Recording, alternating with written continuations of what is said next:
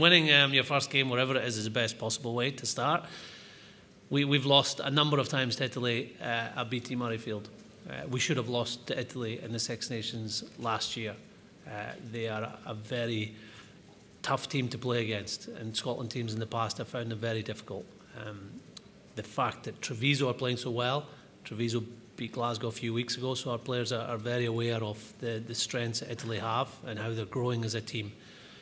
So the expectations will be high throughout Scotland. More and more people are coming to watch us play at BT Murrayfield.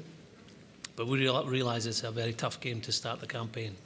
Last year we felt our game was in a really good position. By the way, we'd played against New Zealand and Australia in particular, but we didn't deliver in our first game.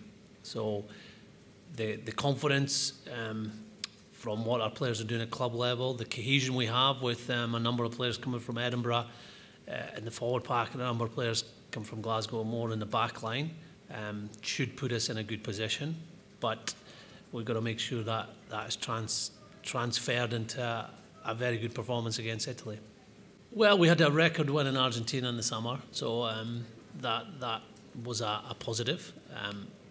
Where we felt we haven't played as well or to close as potential is when we've gone in as favourites into games, and that could be home games, it could be away games.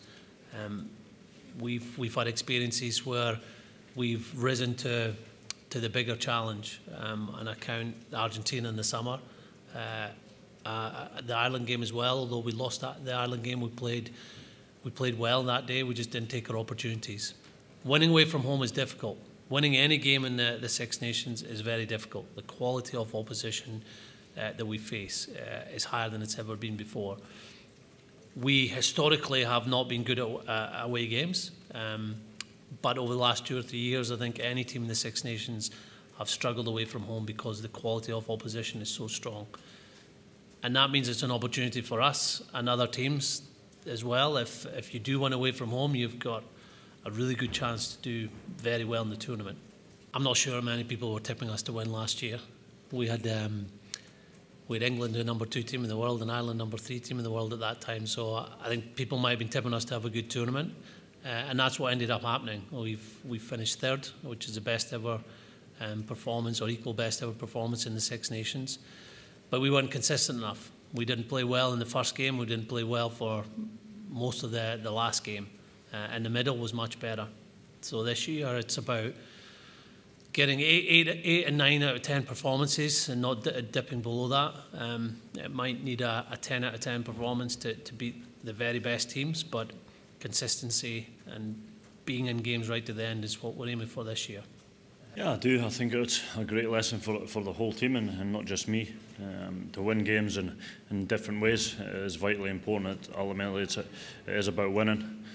So finding a way to get over the line, and on that particular day it wasn't very good weather. It was a tough day to go out and play a lot of rugby, so you've got to change a little bit in terms of, do you kick more, and then when you do defend you've got to be real accurate so you can get the ball back and create different opportunities. So that's a couple of different areas of our game, I think, that we've been trying to build on, whether it be your kicking game or defence.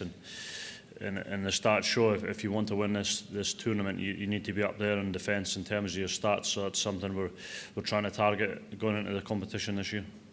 You know, as a playing group, there's a reason why the previous teams haven't won. So you need to understand why that is the case, and understand that you're going to have to do something different as a team to go and win that game. So I think it's a good point for us to be able to start at the start of the week, but these games are happening later on in the tournament, as Gregor sort of touched on there, and it's about starting well, it's about gaining momentum, so we'll cross these bridges when we come to them in the tournament. Definitely, we feel that connection. The supporters are coming out and there are thousands to watch us. We've sold out 11 games in a row at BT Murrayfield, and we've now announced the next 3 games are sellouts. That's 67,500 people coming to watch the team. That's never happened before. We've never sold out games against Fiji and Samoa and other teams we've played against. So the players feel that.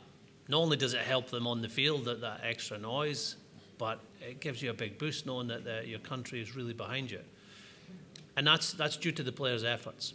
So the style of rugby is, yeah, maybe nice for some people to comment on, but it's the effort they put in for the jersey and their teammates that is getting seen by the supporters. They're proud of their team. And that does give us a lot of confidence as we enter such a tough tournament.